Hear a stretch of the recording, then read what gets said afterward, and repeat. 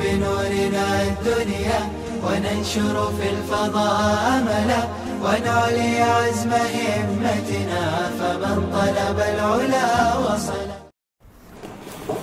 امام بخاری رحمۃ اللہ علیہ کتاب بدء الخلق کے تحت آیت کریمہ کو پیش کرنے کے بعد ربیع بن خثیم اور حسن بصری رحمہم اللہ کی تفسیر کو ذکر کر رہے ہیں. اس کے سلسلے میں حافظ ابن حجر عسقلانی فرماتے ہیں کہ امام بخاری نے اگرچہ ربیع بن خثیم اور حسن بصری رحمہم اللہ کے اقوال اور آثار کو یہاں پر تعلیقاً ذکر کیا ہے، مگر تتبع کے بعد ربیع بن خثیم اور حسن بصری کے یہ دونوں قول امام طبری نے اپنی تفسیر میں سند متصل کے ساتھ ذکر کیے. تو گویا سند متصل کے ساتھ یہ دونوں کے دونوں تفسیر تابعین کے ضمن میں آنے والے اقوال تفسیر طبری میں بالسند المتصل موجود ہے، جس کی طرف مصنف نے یہاں پر حین وحین مثل لین ولین ومیت ومیت وضیق وضیق کے ذریعے سے اشارہ کیا. اس کے بعد آگے بیان کرتے ہیں افا علینا افا اعیا علینا. قرآن کریم کی آیت کریمہ کی طرف مصنف اشارہ فرما رہے ہیں کہ اللہ رب العزت نے ایک موقع پر ارشاد فرمایا افعلینا بالخلق الاول بل هم فی لبس من خلق جدید. تو فرماتے ہیں کہ کفار مکہ کے لیے، مشرکین مکہ کے لیے اس چیز کا سمجھنا بہت دشوار تھا کہ انسان مرنے کے بعد دوبارہ کیسے زندہ ہو. انہیں سب سے زیادہ جس چیز کا تعجب ہوتا تھا وہ بعث بعد الموت پر تھا. قرآن کریم کی آیت کریمہ اشارہ کرتی ہے کہ اللہ کے لیے اعادہ خلق اس وقت مشکل تصور کیا جائے جب اس کے لیے بدایت خلق کو مشکل مانا جائے. اگر اس کے لیے بدایت خلق مخلوق کو پیدا کرنا یہ آسان ہے تو اعادہ خلق بھی اس کے لیے آسان ہے. اب چونکہ دنیا کے جتنے مذاہب ہیں، چاہے وہ اسلام کو چھوڑ کر اہل کتاب کا مذہب ہو، چاہے وہ غیر اہل کتاب کا مذہب ہو، ان تمام مذاہب میں ایک چیز مشترکہ طور پر پائی جاتی ہے، اور وہ یہ کہ یہ لوگ اس بات کا تصور کرتے ہیں کہ اللہ کائنات کو بنانے کے بعد عیاذا باللہ تھک گیا. قرآن کریم نے استفہام انکاری کے ذریعے سے اسی کا رد کیا. اللہ فرماتے ہیں افعلینا بالخلق الاول، کیا ہم پہلی مرتبہ پیدا کر کر تھک گئے.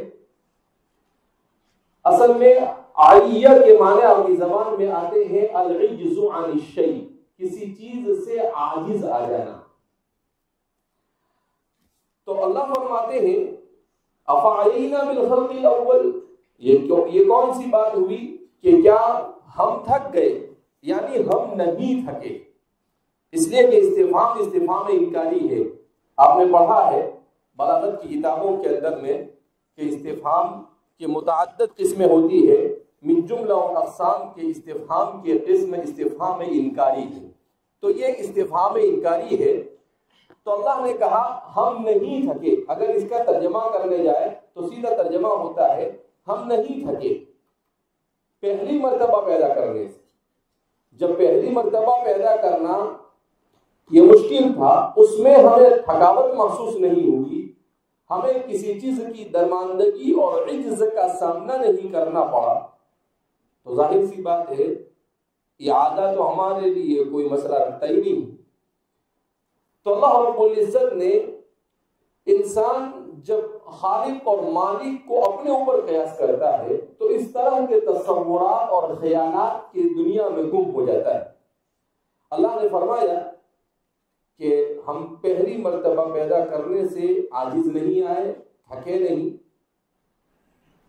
افاعی علینا یا افاعی علینا، کیا ہمارے لیے تھکنا تھا، عاجز آنا تھا؟ حین انشأکم وانشأ خلقکم، اس وقت جب ہم نے تم کو بنایا یا ہم نے تمہاری تخلیق کی۔ تو اب فرماتے ہیں کہ جب تمہیں پیدا کیا اس وقت نہیں تھکے، لہذا آج بھی ہم تھکے نہیں۔ امام بخاری نے اس کو تعلیقاً یہاں پر ذکر کیا ہے۔ یہ دراصل حضرت عبداللہ ابن عباس رضی اللہ تعالیٰ عنہ کے جلیل القدر تلمیذ حضرت مجاہد کا اثر ہے، اثر مجاہدین۔ اس کو بھی امام طبری نے سند متصل کے ساتھ اپنی کتاب تفسیر طبری کے اندر میں ذکر کیا ہے، افعینا کو، کہ افعی علینا حین انشأکم وانشأ خلقکم کی یہ تفسیر حضرت مجاہد نے حضرت عبداللہ ابن عباس سے نقل کی ہے۔ افعی علینا حین انشأکم، جب ہم نے تم کو بنایا، ہم نے تم کو پہلی مرتبہ پیدا کیا۔ تو آپ فرماتے ہیں کہ اس کی تفسیر دو طرف سے مجاہد سے ہے۔ ایک جگہ پر کہا حین انشأکم اور ایک جگہ پر کہا حین انشأ خلقکم۔ دونوں صورتوں میں معنی یہ ہوتا ہے کہ جب ہم نے تم کو نئے سرے سے پیدا کیا، پہلی مرتبہ جب ہم نے تمہیں کیا کیا، پیدا کیا، تو فرماتے ہیں کہ اس وقت بھی ہمارے لیے کوئی مسئلہ نہیں اور آج بھی ہمارے لیے کسی قسم کا کوئی مسئلہ نہیں ہے۔ تو فرماتے ہیں افعی علینا حین انشأکم وانشأ خلقکم۔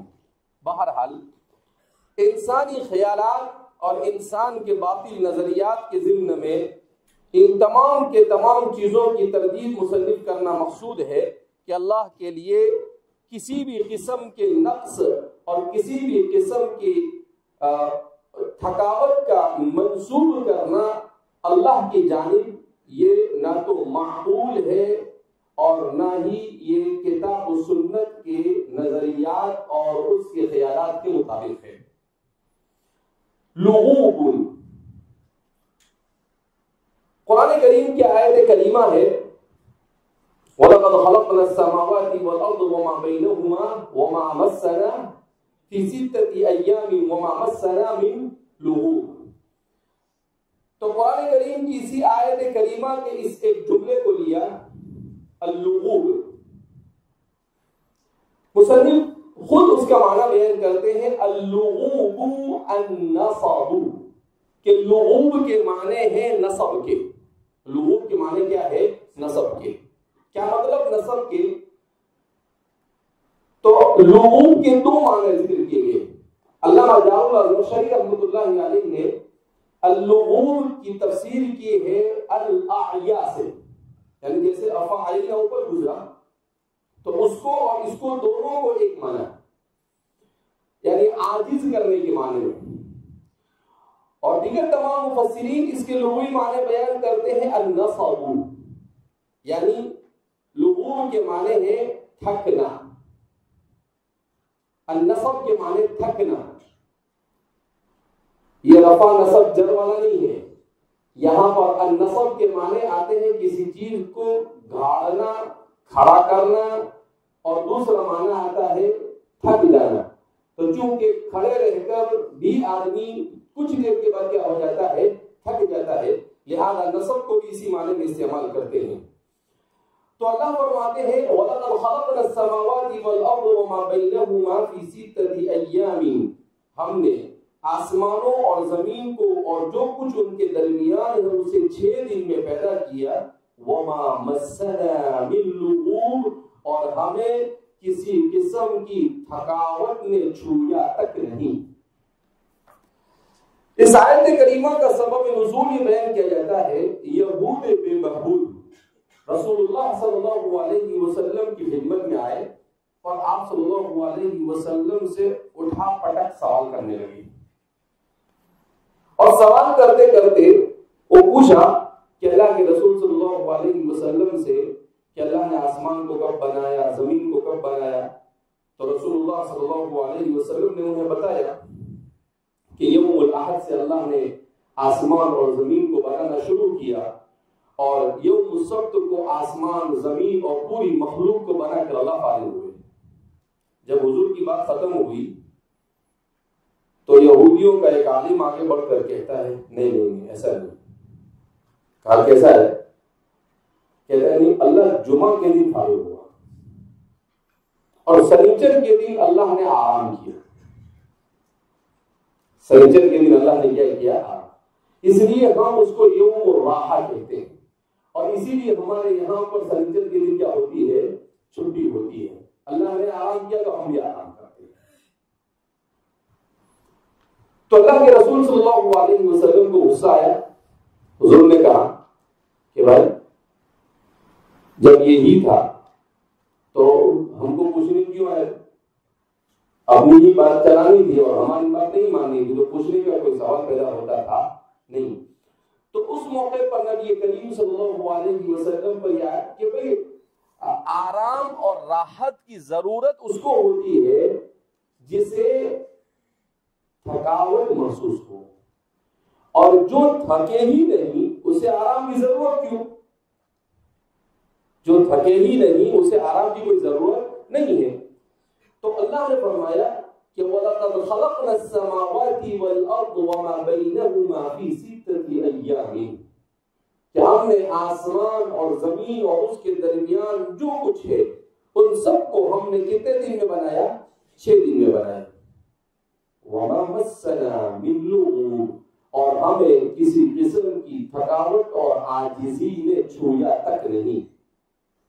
کہا ہم تھکے ہی نہیں، بس سیدھی بات یہ ہے کہ اللہ نے 6 دنوں میں ان چیزوں کو بنایا، اور بنانے کے بعد اللہ فارغ ہو گیا، ختم ہو گئی بات۔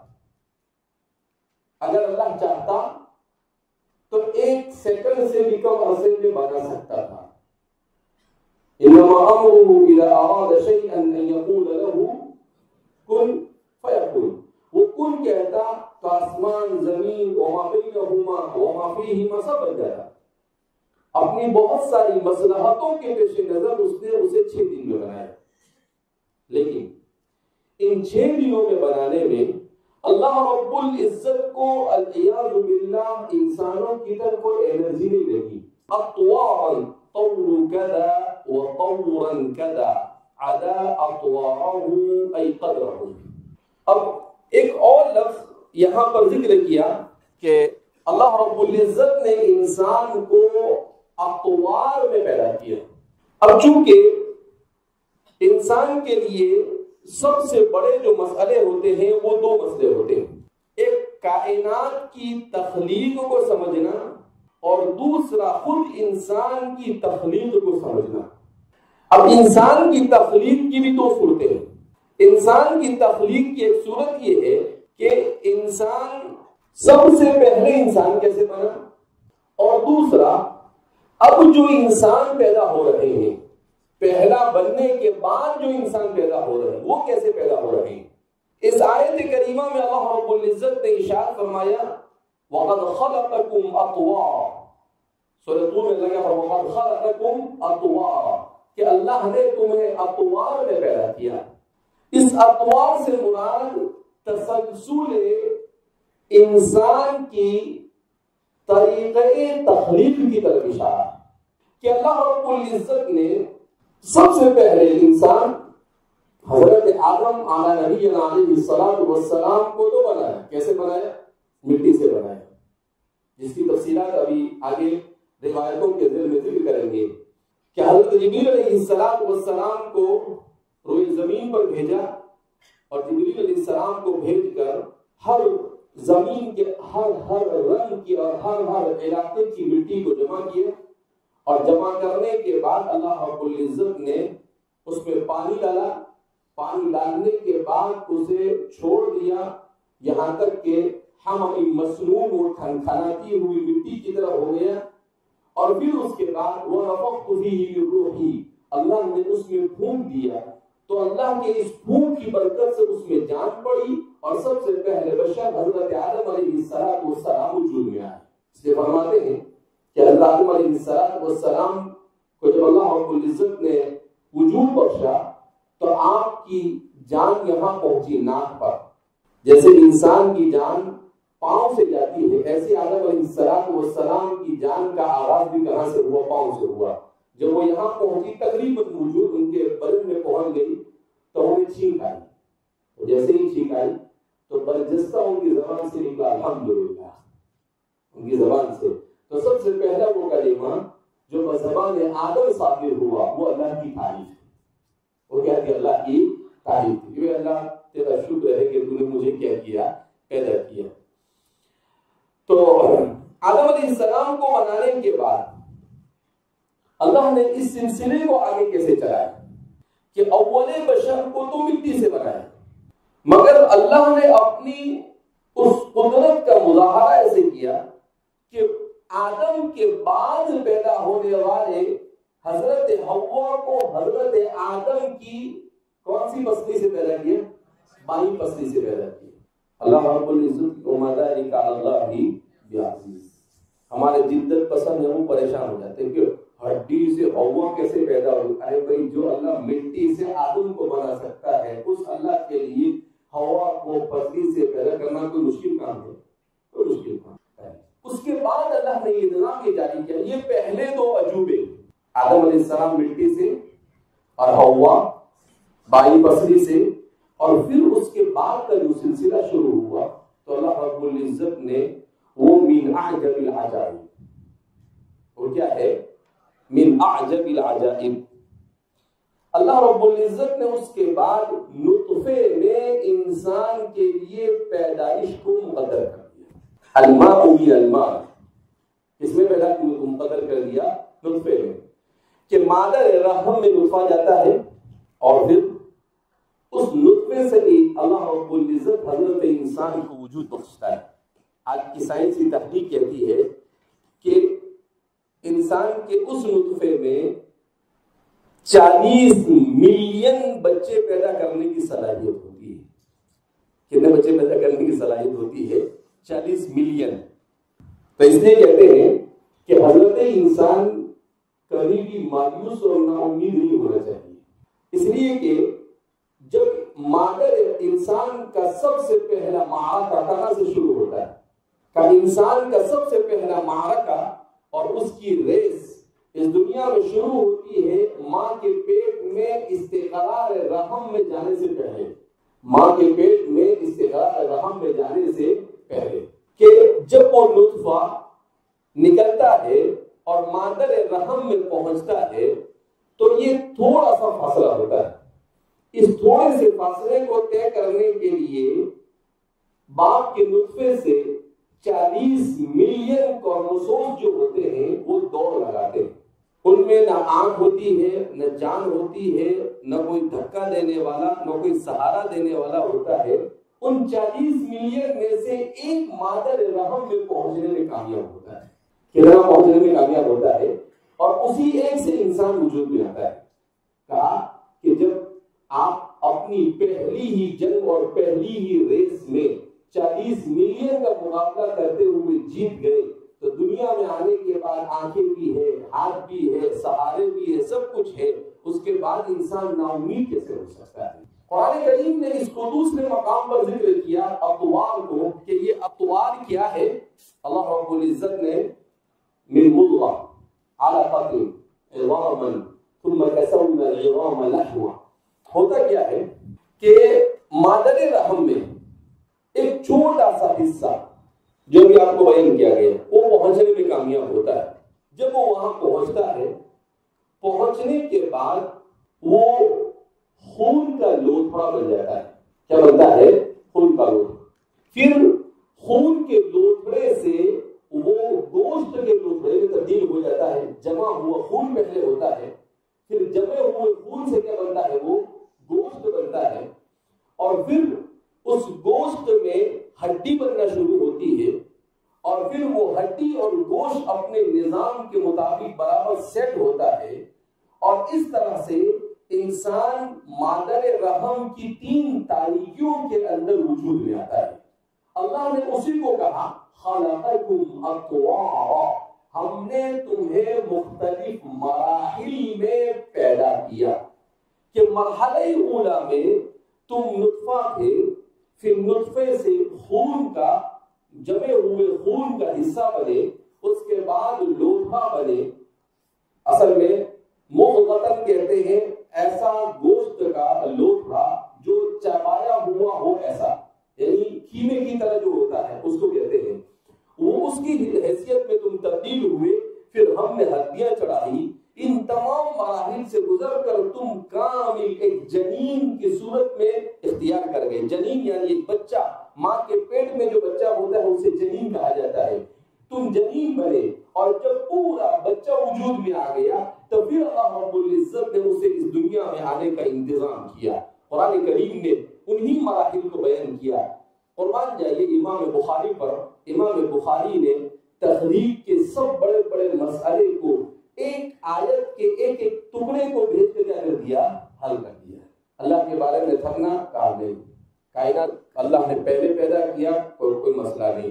انسان کیسے بنا, کہا کوئی مسئلہ نہیں. تینوں مسئلوں کو چھوٹے چھوٹے جملے لا کر حل کر دیا. اب اس کے بعد اب احادیث مبارکہ کو بیان کرنے کیا کریں گے؟ شروع کریں گے, جس میں انہی چیزوں